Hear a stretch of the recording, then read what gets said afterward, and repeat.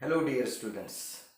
पिछले लेक्चर में हमने ट्रिग्नोमेट्रिक फंक्शंस के डेफिनेशंस देखे थे, जिसमें हमने trigonometric functions of any angle ये सीखा था। किसी भी एंगल के लिए ट्रिग्नोमेट्रिक फंक्शन अगर निकालना है तो पहले हमें उस एंगल को स्टैंडर्ड पोजीशन में कंसीडर करना है। एंगल की स्टैंडर्ड पोजीशन यानी जिसका वर्टेक्स होगा ओरिजिन और इनिशियल आर्म होगी पॉजिटिव एक्स एक्सिस, इसकी टर्मिनल आर्म चाहे कहीं पर भी हो, this is the terminal arm, this angle is said to be angle theta. इसको हमने एंगल थीटा ऐसे कहा था। और इस एंगल के टर्मिनल आर्म पर कोई भी एक पॉइंट ले लो x, y, और जिसका डिस्टेंस ओरिजिन से है r, तो हमने डिफाइन किया था साइन थीटा होता है y upon r, cos theta होता है x upon r, tan theta होता है y by x, x is not equal to 0, cot theta होता है x by y, where y should not be 0, sec theta होता है r upon x, where x should not be 0, और cosec theta होता है cosec theta, that is r upon y, where y is not equal to 0. These are the 6 definitions of 6 trigonometric functions. इसमें हमने दो note सीखे थे। एक कि value of trigonometric function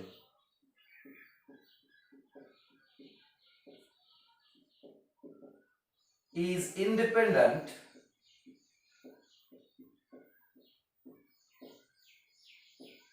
from position of point on the terminal arm। यानी terminal arm का जो पॉइंट हमने लिया है उस पॉइंट के पोजीशन पर इसकी वैल्यू डिपेंड नहीं है।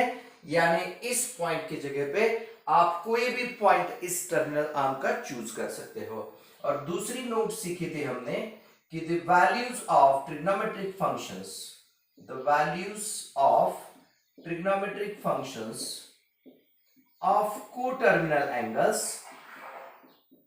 कोटर्मिनल एंगल्स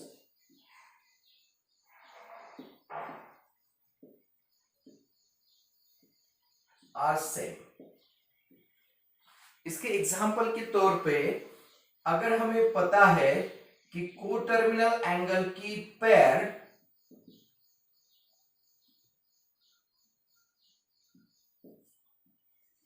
कोई भी आप ले सकते हो, जैसे 45 डिग्री और 405 डिग्री, तो इसमें से हमें यह जानना है कि साइन 45 डिग्री की वैल्यू और साइन ऑफ 405 की वैल्यू सेम होती है, because both angles has same terminal arm. अगर उनकी टर्मिनल आर्म एक ही पोजीशन पे है और value of trigonometric function is obtained from the point on the terminal arm, means they have the same values। वैसे ही cos 45 degree की value और cos of 405 degree की वैल्यू सेम होगी, ऐसे ही सेम ऑल अदर 4 रेशियोज के लिए होगा। यानी टोटल 6 रेशियोज के लिए इनके वैल्यूज है सेम। अब ये एंगल की जगह पे, ये पेयर की जगह पे आप कोई भी पेयर ले सकते हो। फॉर एग्जांपल अगर हमने -35 डिग्री का एंगल लिया और +325 डिग्री का एंगल लिया, अब these two angles are also said to be coterminal angles because their difference is nothing but a integral multiple of 360 degree। तो इन दो एंगल्स के लिए भी साइन के वैल्यूज या कॉस के वैल्यूज या टैन के वैल्यूज सेम सेम ही आने वाले हैं। ठीक है, तो ये हो गया अबाउट द डेफिनेशंस। हम अब सीखते हैं what are the signs of trigonometric functions in the various quadrant। इसके लिए आपको पहले एंगल इन अ क्वाड्रेंट थोड़ा सा रिवाइज करना पड़ेगा।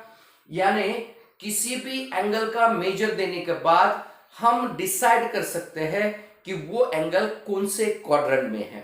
इसके लिए आपको सिर्फ इतना ही सोचना है कि इस एंगल की टर्मिनल आर्म कौन से क्वाड्रेंट में है। समझो, जैसे मैं लिखता हूं एक आधा एंगल, सपोज एंगल ए का मेजर है 105 डिग्री। अब इसको स्टैंडर्ड पोजीशन में इमेजिन करो, यानी 105 डिग्री का एंगल अगर मुझे फाइंड करना है इस कोऑर्डिनेट सिस्टम में, अगर initial position of the arm is positive X axis, तो 105 डिग्री का एंगल डेफिनेटली 90 के आगे होगा, यानी सेकंड क्वाड्रेंट में होगा। तो हम बोलते हैं this angle lie in second quadrant. किसी एंगल का मेजर -35 डिग्री है, तो इसकी टर्मिनल आर्म कहां होगी, तो इसका रोटेशन हमें क्लॉकवाइज करना है और 35 यहां पर आएगा, यानी हम कहते हैं कि this angle lies in fourth quadrant. अगर 178 डिग्री का एंगल है, तो ये कहां होगा, it is also lie in second quadrant. अगर एंगल की टर्मिनल आर्म एंगल का मेजर अगर 60 डिग्री है, तो it is in first quadrant.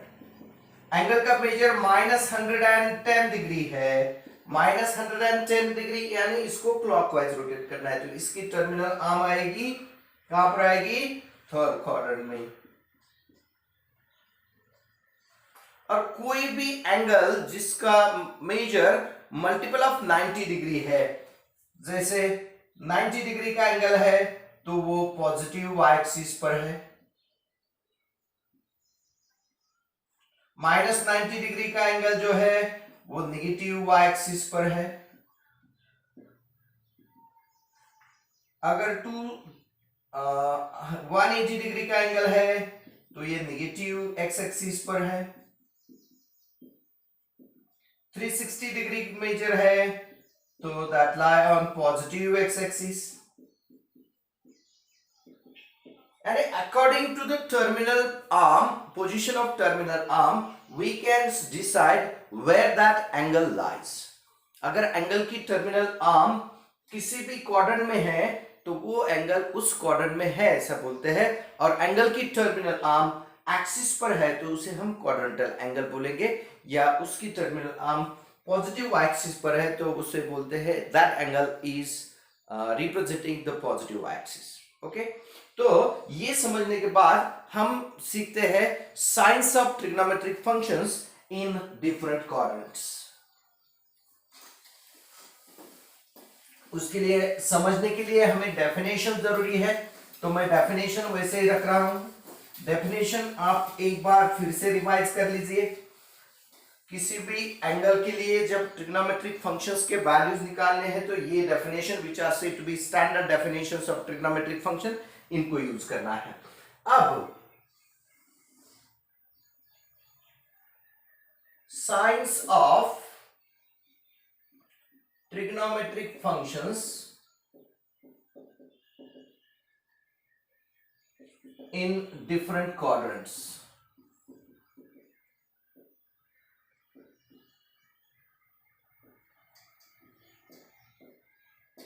यानी कोऑर्डिनेट सिस्टम में जब भी हम एक्स एक्सिस और वाई एक्सिस को देखते हैं तो ये एक्स एक्सिस और वाई एक्सिस इस प्लेन को इक्वल 4 पार्ट्स में डिवाइड करते हैं, जिनको हम फर्स्ट, सेकंड, थर्ड और फोर्थ क्वाड्रेंट कहते हैं। ये आपको पता है।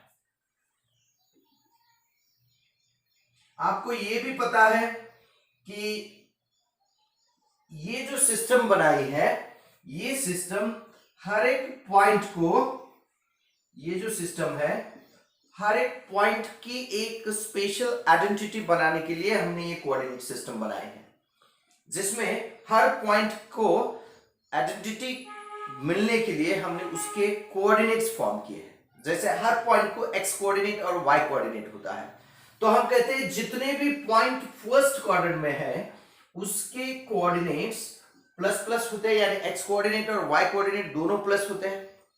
जो सेकेंड क्वाड्रेंट है इसमें एक्स कोऑर्डिनेट नेगेटिव होता है लेकिन वाई कोऑर्डिनेट पॉजिटिव होता है। थर्ड क्वाड्रेंट में दोनों भी नेगेटिव होते हैं, और फोर्थ क्वाड्रेंट में एक्स प्लस तो वाई माइनस होता है, वाई कोऑर्डिनेट। ये हमें पहले से ही पता है। अब इनके ट्रिग्नोमेट्रिक फंक्शंस के साइन के लिए इसका यूज कैसे होगा, तो हमें पता है, समझो कोई एंगल है जिसकी टर्मिनल आर्म फर्स्ट क्वाड्रेंट में है, यानी ये एंगल है सपोज अल्फा, तो we can say that angle alpha lies in first quadrant. अगर एंगल अल्फा फर्स्ट क्वाड्रेंट में है, यानी every point on the terminal arm of that angle lie in a first quadrant, यानी इस terminal arm का कोई भी पॉइंट है तो वो फर्स्ट क्वाड्रेंट में है, यानी उसके एक्स कोऑर्डिनेट और वाई कोऑर्डिनेट दोनों का साइन पॉजिटिव है। यानी इस डेफिनेशन के हिसाब से अगर देखा जाए तो ये एंगल अल्फा के लिए एक्स वाई और आर तो डिस्टेंस है, आर क्या है, डिस्टेंस है, इट इज ऑलवेज पॉजिटिव, यानी एक्स भी पॉजिटिव, वाई भी पॉजिटिव और आर भी पॉजिटिव, तो हम कहेंगे कि जितने भी वैल्यूज है sine cos tan cot sec और कोसेक, ये सभी के सभी पॉजिटिव आने वाले हैं। तो हम कहेंगे कि in first quadrant all ratios are positive, all ratios are positive, ये आपको याद रखना है। क्या याद रखना है, in first quadrant signs of all trigonometric functions are positive, यानी साइन हो, कॉस हो, टैन हो, सेक, कोसेक और कॉट, सभी रेशियो के साइन पॉजिटिव आएंगे फर्स्ट क्वाड्रेंट में, क्योंकि यहां पे एक्स और वाई दोनों पॉजिटिव है। अब सेकंड क्वाड्रेंट की तरफ जाते हैं, कोई भी एंगल जिसकी टर्मिनल आर्म सेकंड क्वाड्रेंट में हो, चाहे वो एंटी क्लॉकवाइज रोटेशन से हो या क्लॉकवाइज रोटेशन से। मैंने ये एंगल बीटा लिया जिसकी टर्मिनल आर्म सेकंड क्वाड्रेंट में है, यानी इस टर्मिनल आर्म पे जो भी पॉइंट है उसका एक्स कोऑर्डिनेट नेगेटिव है और वाई कोऑर्डिनेट पॉजिटिव है। जैसे ही एक्स नेगेटिव और वाई पॉजिटिव बोलते हैं तो इस डेफिनेशन की तरफ आइए, यहां पे sine theta Y upon R है, जिसमें वाई भी पॉजिटिव और आर भी पॉजिटिव, यानी साइन की वैल्यू आएगी पॉजिटिव। कॉस की वैल्यू, एक्स ये नेगेटिव है, यानी कॉस की वैल्यू ये negative upon R is positive, negative upon positive is negative, यानी सेकंड क्वाड्रेंट में साइन पॉजिटिव होता है तो कॉस नेगेटिव होता है। अब साइन और कॉस ये टैन और कॉट से रिलेटेड है, क्योंकि टैन को लिखते हैं हम साइन अपॉन कॉस, कॉट को लिखते हैं अपन कॉस अपॉन साइन, और पॉजिटिव अपॉन नेगेटिव या नेगेटिव अपॉन पॉजिटिव होगा तो नेगेटिव, यानी टैन और कॉट भी नेगेटिव आएंगे। सेक में एक्स है, आर पॉजिटिव और एक्स नेगेटिव, तो ये भी नेगेटिव है, यानी सेकंड क्वाड्रेंट में ये चारों भी रेशियोज नेगेटिव होंगे, साइन और कोसेक ये दो पॉजिटिव होंगे। तो हम इसको याद रखने के लिए सिर्फ इतना लिखते हैं यहां पर इस बॉक्स में कि sine and cosec are positive.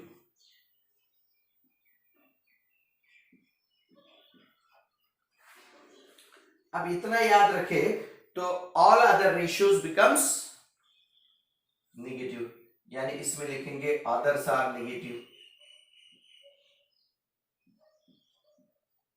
Sign and cos कैसे रहते हैं, सेकंड क्वाड्रेंट में पॉजिटिव, यानी अब ऐसा हमें जैसे एंगल 135 डिग्री का एंगल है तो इमीडिएटली हम कह सकते हैं अरे ये एंगल की टर्मिनल आर्म सेकंड क्वाड्रेंट में जाने वाली है। अब ये अगर सेकंड क्वाड्रेंट में जाने वाली है तो ये एंगल के लिए साइन और कोसेक पॉजिटिव आएंगे, बाकी कॉस टैन सेक और कॉट ये चारों भी रेशियोज के ट्रिग्नोमेट्रिक रेशियोज की values for 135 degree are negative, ये नेगेटिव हो गए। समझ में आ रहा है आपको। अब थर्ड क्वाड्रेंट की तरफ जाते हैं। थर्ड क्वाड्रेंट में दोनों भी कोऑर्डिनेट्स पॉइंट के नेगेटिव होते हैं, यानी एक्स भी नेगेटिव वाई भी नेगेटिव। एक एंगल लेते हैं जिसकी टर्मिनल आर्म थर्ड क्वाड्रेंट में है, ये एंगल को हम गामा कहेंगे। अब ये गामा वाला जो एंगल है इसकी टर्मिनल आर्म थर्ड क्वाड्रेंट में है, यानी इस टर्मिनल आर्म पे जितने भी पॉइंट आएंगे सबके एक्स कोऑर्डिनेट और वाई कोऑर्डिनेट कैसे होंगे, negative, because lies in third quadrant. तो एक्स और वाई दोनों नेगेटिव, आर तो हमेशा रहता है पॉजिटिव, तो यहां पे साइन कैसे बनेगा, थर्ड क्वाड्रेंट के लिए साइन थीटा बनेगा नेगेटिव cos theta बनेगा negative because y is negative, x is negative, and tan theta negative upon negative ये बनेगा पॉजिटिव, ये cot theta negative upon negative ये बनेगा पॉजिटिव। यानी थर्ड क्वाड्रेंट के लिए tan और cot पॉजिटिव हो गए, बाकी के चारों रेशियोज नेगेटिव हो गए। तो यहां पे सिर्फ इतना याद रखेंगे हम फॉर थर्ड क्वाड्रेंट के लिए tan and cot are positive. इसमें क्या होगा फिर, अदर्स आर नेगेटिव। तो याद रखो बच्चों, in first quadrant all ratios are positive, सभी रेशियो पॉजिटिव है। इन सेकंड क्वाड्रेंट किसी भी एंगल की टर्मिनल आर्म अगर सेकंड क्वाड्रेंट में आती है तो उसके लिए साइन और कोसेक पॉजिटिव होते हैं, बाकी के रेशियोज नेगेटिव होते हैं। In third quadrant tan and cot are positive, all other ratios are negative, and in fourth quadrant अगर x पॉजिटिव है तो cos थीटा पॉजिटिव है, और y नेगेटिव है तो sin थीटा नेगेटिव है। यानी sin नेगेटिव आएगा तो डेफिनेटली कोसेक नेगेटिव आएगा, क्योंकि इसमें भी y है, और r पॉजिटिव है और y नेगेटिव है तो कोसेक थीटा भी आएगा नेगेटिव। बाकी के जो रेशियोज है tan और cot ये भी आएगी negative because positive upon negative. सिर्फ cos and sec these two ratios are positive। यानी यहां पे इतना याद रखेंगे हम फोर्थ क्वाड्रेंट के लिए cos and sec are positive, cos and sec are positive, तो लिखेंगे अदर्स आर नेगेटिव। ये इतना जरूरी है, आपको बहुत जगह पे लगने वाला है, चाहे आप जेडब्ल्यू दे रहे हो या नीट दे रहे हो, ये नॉलेज पॉइंट ऑफ व्यू आपको इतना टेबल ये याद रखना जरूरी है। आप इसको लर्न करने की जरूरत नहीं है, सिर्फ साइन कन्वेंशंस याद रखो और डेफिनेशंस याद रखो, इस पे से ये याद रहेगा। ठीक है, इसके लिए एक स्लोगन भी बनाया गया है। जैसे हमें इनके इंटर रिलेशंस पता है, ये हमने 9th 10th में ही सीखे थे। इंटर रिलेशन में जैसे साइन और कोसेक एक दूसरे के रेसिप्रोकल होते हैं, कॉस और सेक एक दूसरे के रेसिप्रोकल होते हैं, और टैन एंड कॉट एक दूसरे के रेसिप्रोकल होते हैं। वैसे ही टैन साइन अपॉन कॉस होता है और कॉट कॉस अपॉन साइन होता है। यानी ये सब एक दूसरे से जुड़े हुए रेशियो, ये इंटर रिलेशन है। तो इसमें से हम जैसे फर्स्ट, सेकेंड, थर्ड और फोर्थ ये चार क्वाड्रेंट है, और पॉजिटिव साइन के लिए हमें ये स्लोगन याद रखना है। पॉजिटिव के लिए पॉजिटिव साइंस याद रखने के लिए आपको ये स्लोगन याद रखना है। जैसे मैं लिखता हूं, all silver T cups,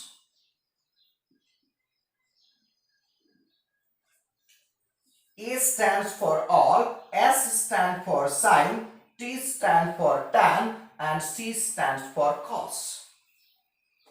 All silver tea cups यानी फर्स्ट क्वाड्रेंट में all पॉजिटिव, सेकंड क्वाड्रेंट में साइन पॉजिटिव तो कोसेक पॉजिटिव, बाकी के सब नेगेटिव। थर्ड क्वाड्रेंट में T यानी tan पॉजिटिव, और फोर्थ क्वाड्रेंट में C यानी cos पॉजिटिव। थर्ड क्वाड्रेंट में tan पॉजिटिव है तो ऑब्वियसली cot पॉजिटिव होगा, बाकी के रेशियोज नेगेटिव आएंगे। फोर्थ क्वाड्रेंट में cos पॉजिटिव है तो ऑब्वियसली sec पॉजिटिव होगा, क्योंकि उसका वो रेसिप्रोकल रेशियो है, बाकी के चारों रेशियोज नेगेटिव होगी। समझ में आ रहा है आपको? तो this is about the science of trigonometric functions in different quadrants. तो इसको आप एक बार आपके नोटबुक में नोट कर लीजिए। इतना टेबल, ये डेफिनेशंस तो आपने पिछले ही लेक्चर में लिखे थे, आपको इतना टेबल याद रखना है, उसके साथ इसको सिर्फ इमेजिन करना है कि what are the definitions and how these signs are there. ठीक है, अब आगे हम क्वाड्रेंटल एंगल पे क्या होता है ये देखते हैं।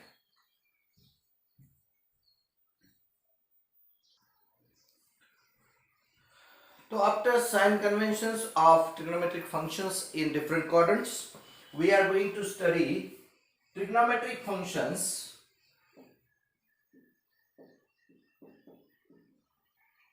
of some specific angles.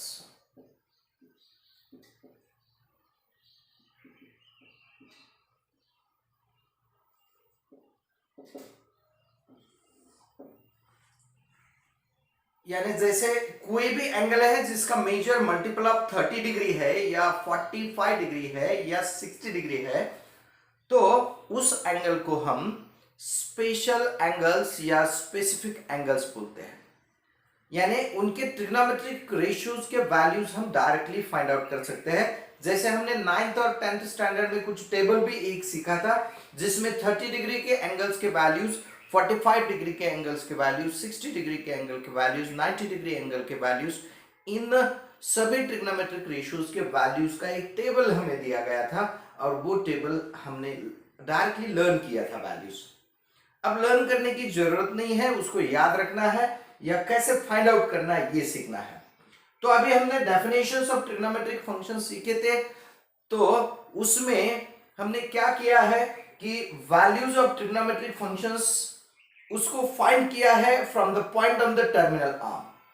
तो हम अब थोड़ा सा यहां पे डेफिनेशन में चेंजेस करके लेते हैं। पहले समझो, मैंने एक स्टैंडर्ड यूनिट सर्कल निकाला।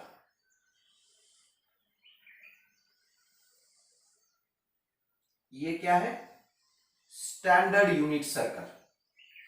अब स्टैंडर्ड यूनिट सर्कल यानी क्या होता है, मैंने आपको पढ़ाया था स्टैंडर्ड यूनिट सर्कल। इसमें इसका जो सेंटर होता है वो होता है ओरिजिन ऑफ कोऑर्डिनेट सिस्टम। यानी आपकी एक्स एक्सिस यहां पर होगी और वाई एक्सिस यहां पर होगी। यानी सर्कल का सेंटर जो है वो ओरिजिन ऑफ कोऑर्डिनेट सिस्टम है। और इसकी जो रेडियस है ये है 1 unit. Radius of circle is 1 unit, इसलिए इस सर्कल को हम बोलते हैं स्टैंडर्ड यूनिट सर्कल। अब ये क्यों निकाला है? हम ये जो ट्रिग्नोमेट्रिक फंक्शंस के डेफिनेशन है वो नए तरीके से डिजाइन कर रहे हैं। क्यों? To find the measures of the trigonometric functions or values of the trigonometric functions for specific angles। तो इसलिए कोई भी एक जनरल एंगल थीटा लेते हैं, कहीं पर भी आप टर्मिनल आर्म ले सकते हो उसकी। समझो मैंने यहां पे एक एंगल लिया, जैसे इसकी इनिशियल आर्म ओ ए है और टर्मिनल आर्म ओ बी है। तो ये जो टर्मिनल आर्म है, ये टर्मिनल आर्म इस सर्कल को suppose intersect at P. P ये जगह पे इंटरसेक्ट करते हैं, तो ओपी क्या हो गई? OP is the radius of circle, यानी इसका डिस्टेंस जो हो गया 1 यूनिट हो गया। अब जब मैंने यहां पे पॉइंट पी लिया है, सपोज इसका डिस्टेंस वाई एक्सिस के अगर एक्स है और इसका डिस्टेंस एक्स एक्सिस से अगर y है, तो हम p के कोऑर्डिनेट x, y ऐसे लेते हैं। यानी according to the definitions of trigonometric functions for angle theta, अब आपका साइन थीटा जो है वो बन जाता है simply y, because value of r is 1 है। r की वैल्यू 1 है, तो साइन थीटा क्या बन गया? y। कॉस थीटा क्या बन गया? x। टैन थीटा क्या बनेगा? y by x। इसमें x 0 नहीं चाहिए, ये याद रखना है। इसके साथ ही cot थीटा क्या बनेगा? x बाय y, जिसमें y 0 नहीं चाहिए। sec थीटा क्या है? x, तो ये cos थीटा x है, तो ये 1 by x, x is not equal to 0। और cosec थीटा जो है वो होगा 1 by y, y is not equal to 0। तो दीज आर द डेफिनेशंस। क्योंकि हमने एक नोट पढ़ी थी, तो उस नोट में लिखा था कि values of trigonometric functions do not depend upon the position of point on the terminal arm. तो हमने पॉइंट ही ऐसे चूज किया जिसकी ओरिजिन से जो डिस्टेंस है दैट इज 1। इसके लिए हमने ये स्टैंडर्ड यूनिट सर्कल निकाला। तो ये डेफिनेशंस यूज करने हैं हमें to find the trigonometric functions for specific angle. अब कोई भी स्पेसिफिक एंगल आप ले लो, जैसे मैंने 180 डिग्री का एंगल लिया, पहला एग्जांपल 180 डिग्री का एंगल लिया और मुझे इसके ट्रिग्नोमेट्रिक फंक्शंस के वैल्यूज निकालने हैं। तो मैं पहले क्या करूंगा? पहले एक फिगर निकालूंगा। फिगर में हमेशा एक स्टैंडर्ड यूनिट सर्कल निकालना है।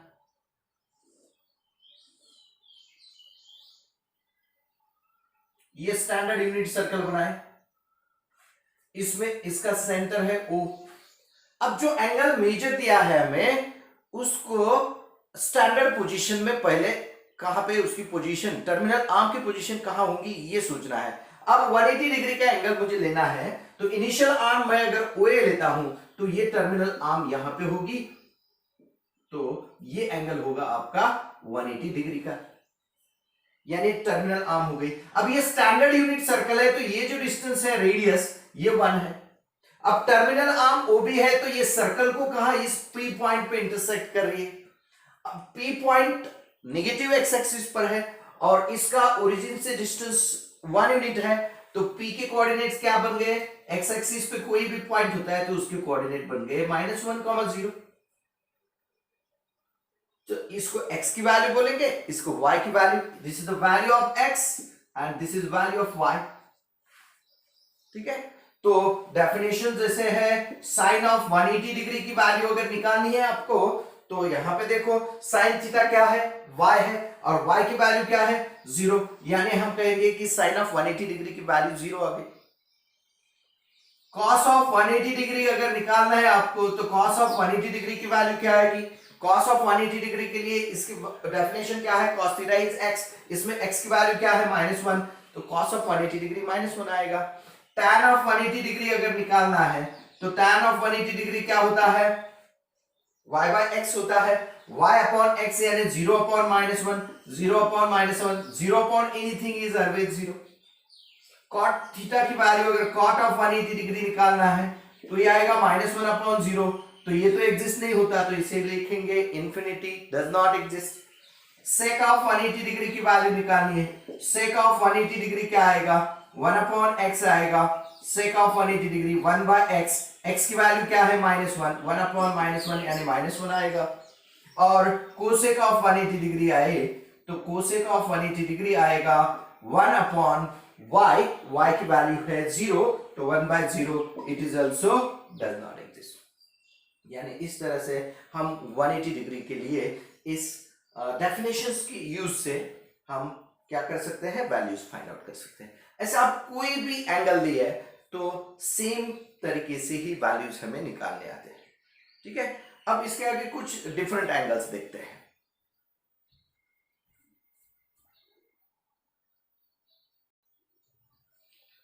चलो दूसरा एंगल लेते हैं, सपोज -270 डिग्री, -270 डिग्री का एंगल। तो इसके लिए पहले हमें सर्कल निकाल, स्टैंडर्ड यूनिट सर्कल, यानी एक्स एक्सिस और वाई एक्सिस के साथ होगा।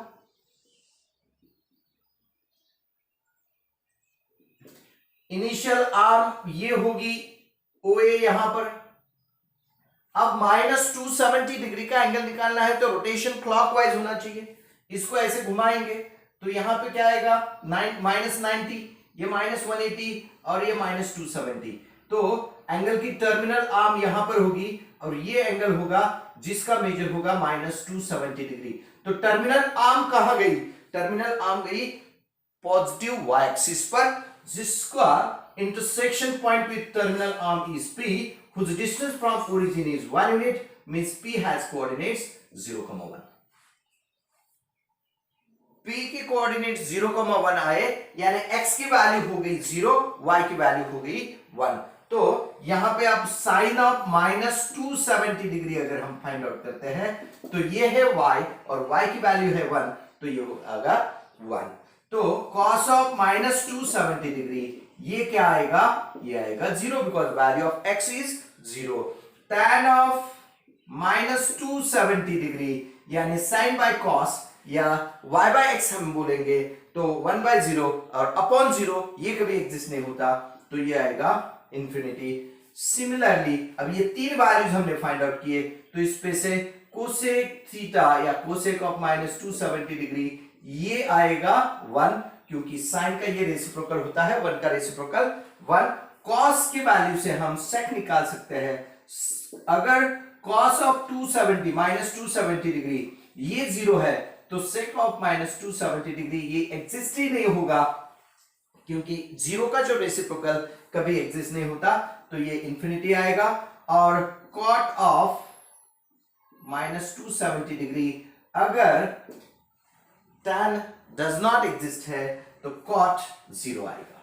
ठीक है, इसे हम x बाय वाई भी कह सकते हैं। x बाय वाई तो x की वैल्यू है 0/1, 0/1 इज 0। तो इस तरह से हम किसी भी एंगल के टर्मिनल आर्म का जो इंटरसेक्शन पॉइंट विद सर्कल है उस पे से डेफिनेटली वैल्यूज निकाल सकते हैं। ठीक है, नेक्स्ट एंगल, और एक एंगल देखते हैं, इसे आप नोट कर लीजिए एक बार।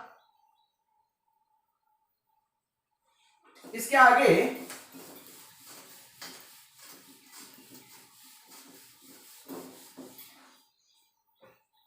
Suppose angle is 2π/3 radian.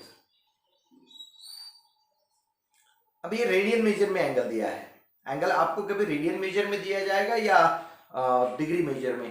तो इसके वैल्यूज अगर हमें फाइंड आउट करना है तो फाइंड आउट कैसे करेंगे, तो पहले हम इसको डिग्री मेजर में कन्वर्ट करेंगे। 2π/3 इंटू डिग्री में कन्वर्ट करना है, यानी 180/π से इसको मल्टीप्लाई करना है। तो ये आएगा पाई गेट कैंसल, 3 1 3 6 18, 62 120 डिग्री। तो ये एंगल 120 डिग्री का हो गया। तो हम फिगर निकालते हैं। पहले एक स्टैंडर्ड सर्कल निकालो, standard unit circle.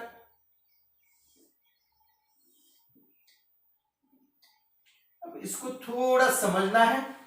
Standard unit circle है, यहां पे पॉइंट O है, यहां पे इस इनिशियल आर्म OA है। तो इसको रोटेट करते हैं, पॉजिटिव एंगल है तो एंटी क्लॉकवाइज डायरेक्शन में।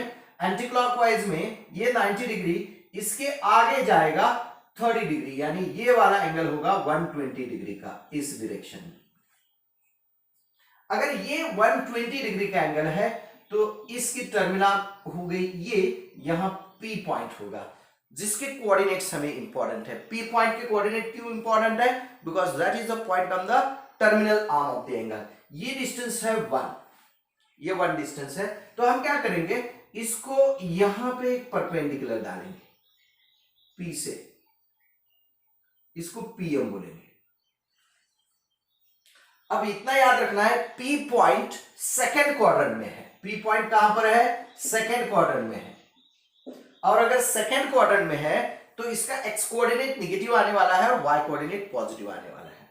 मुझे बताओ, यहां जो ट्रायंगल PMO है, ट्रायंगल PMO आपको दिख रहा है, ट्रायंगल PMO ट्रायंगल, इसके एंगल्स के मेजर क्या होंगे? ट्रायंगल का एंगल, यानी ये वाला एंगल क्या होगा?